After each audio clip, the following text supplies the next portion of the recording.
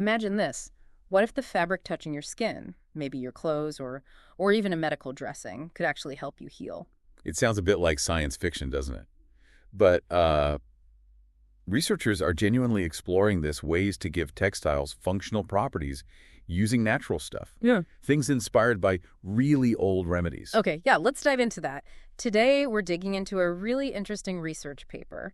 It looks at putting natural compounds, specifically quince gel and thyme oil, directly into yarn while it's being spun. Right, with the aim of creating maybe the next generation of medical textiles. And this research, it's tackling a real need, right? Absolutely. There's this growing demand in healthcare for materials that are, natural, biocompatible, moving away from some synthetics that, well, sometimes they can cause side effects or reactions.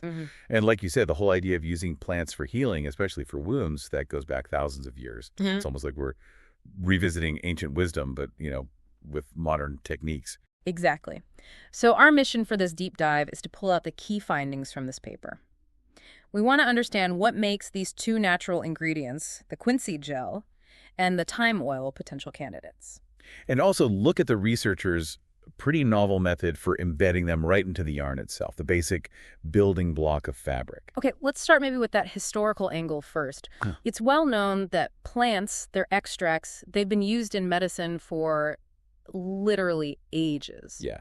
The paper mentions over 5,000 years of traditional plant use being really important and often very focused on treating wounds. And it feels like there's a real resurgence now. People are looking back at these things. I think so. Part of it is definitely concerns about synthetic drugs, potential side effects, and just this general push for safer, more natural options. Right. And beyond just working well, the desire for things that are natural, environmentally friendly, that's growing everywhere.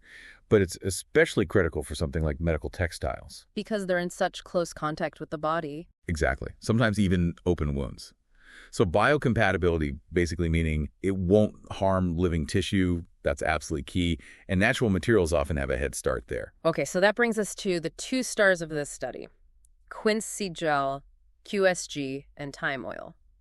Let's tackle the QSG first. Now, I know quince is a fruit, Cydonia oblonga Miller. People make jams, pastes. That's the one. It grows in places like Anatolia, Iran. But this research isn't about the fruit pulp. It's about the seeds. Ah, the seeds. How do you get gel from them? It's actually pretty simple. You just soak the seeds in water, and they release this thick, kind of slimy substance, a mucilage or gel. And apparently it's not just for food uses. The paper says it's been used as a natural moisturizer in cosmetics, pharma, even textiles. That's right. It's got some attractive properties, easy to get, pretty low cost. It's sticky, good adhesive properties, and it gets quite thick, high viscosity. What's in it that makes it like that? Well, it's got hydrocolloids, various sugars like glucose, uronic acid, diallose, and fructose. These things give it that gel structure and the stickiness. And people have looked at using it in medicine before. Oh, yeah.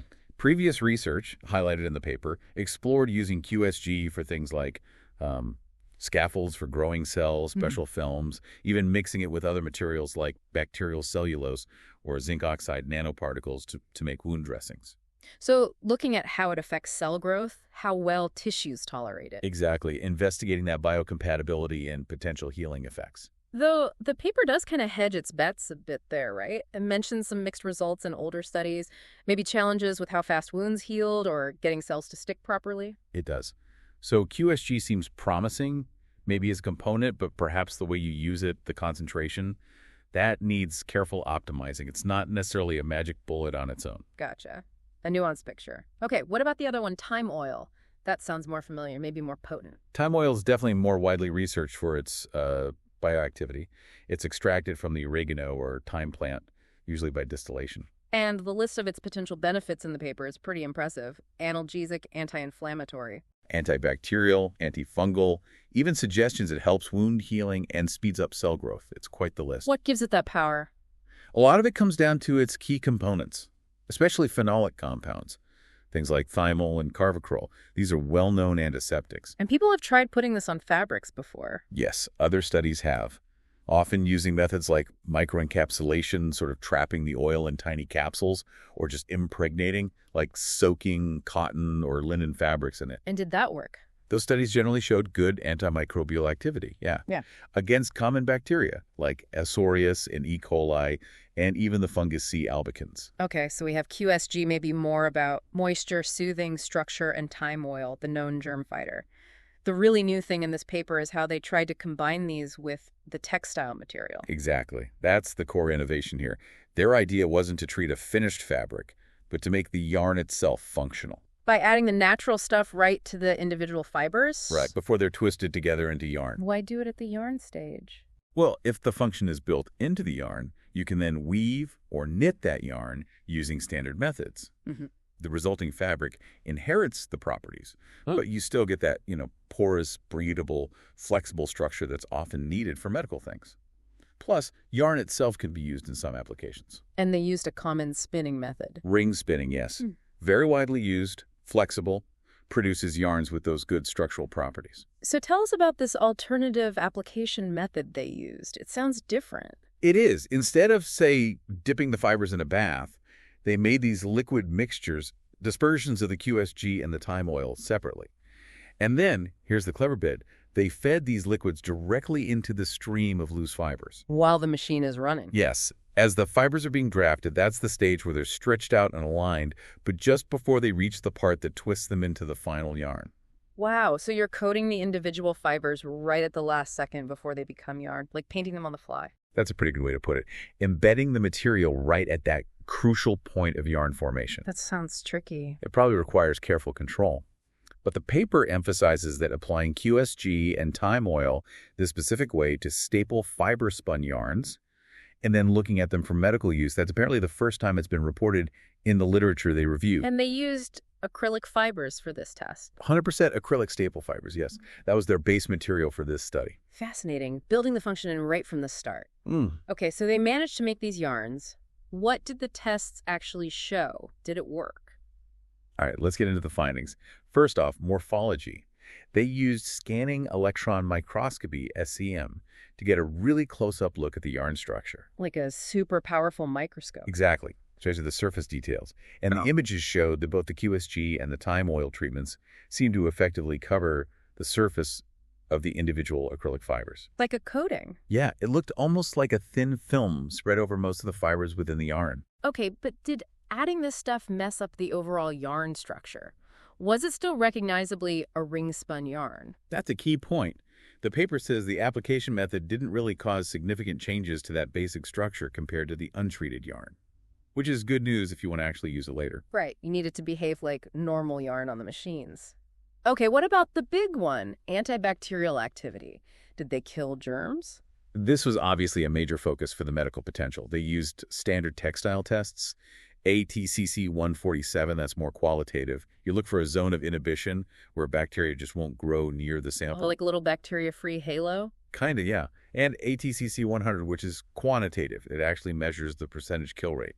They use S. aureus, which is a really common bacterium, often implicated in wound infections. Okay, moment of truth. How did the QSG yarns do? Well, for the QSG yarns, the test didn't detect any antibacterial activity. Oh, really? None at all? That's a bit surprising given some of the traditional uses. It is a bit. The paper suggests a possible reason.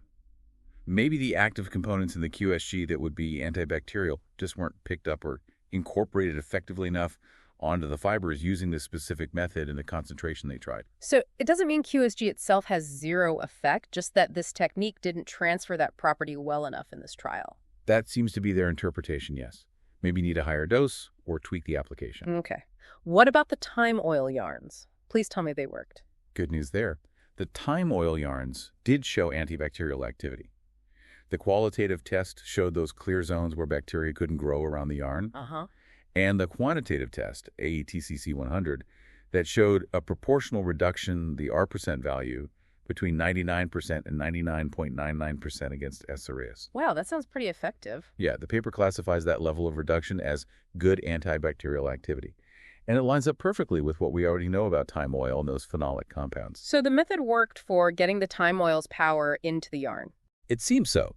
The active components were successfully transferred, and they stayed active. Okay, so we have yarns that look okay structurally. One kills bacteria well, the other.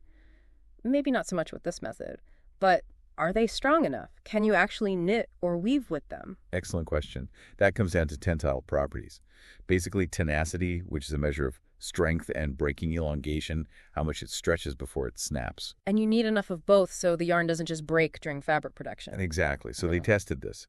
And they found that applying both the QSG and the thyme oil did result in some decrease in both tenacity and elongation compared to the plain, untreated acrylic yarn. Okay, a decrease. Was it the same amount for both? No, and this is interesting. The QSG caused a bigger drop, about 14.8% decrease in tenacity and 18.8% in elongation.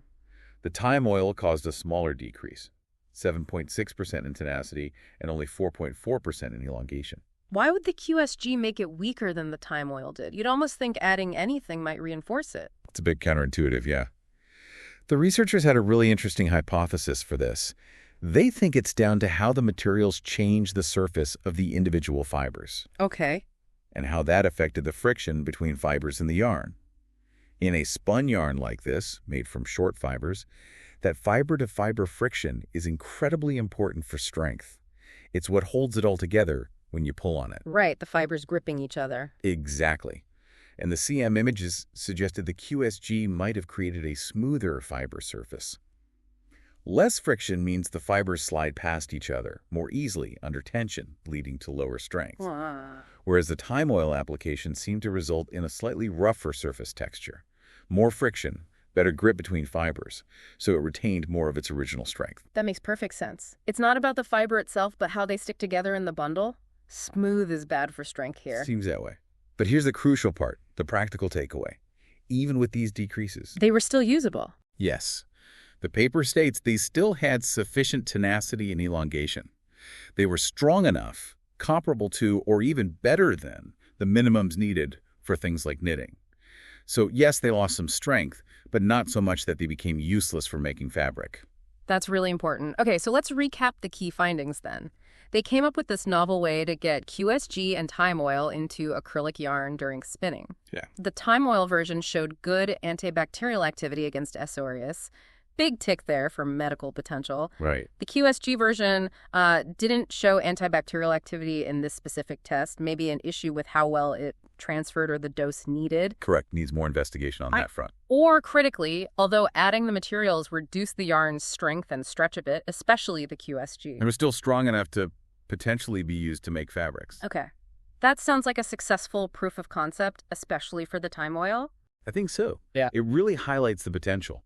You could have medical textiles, think wound dressings, bandages, maybe even hospital gowns or bedding that have this built-in ability to fight off bacteria naturally. Yeah, potentially reducing the need for separate antibiotic creams or offering an extra layer of protection. Exactly. An alternative or maybe a complementary approach. So where does the research go from here? What are the next steps? Well, they clearly state more work is needed. Yeah. For QSG, they need to figure out if its other potential benefits like moisturizing or helping cell growth can be brought out in the yarn, or if the application method needs changing to get that antibacterial effect, if that's desired. And for both. For both types of yarn, much more testing is needed to really understand how they perform as biomaterials in a real-world wound situation.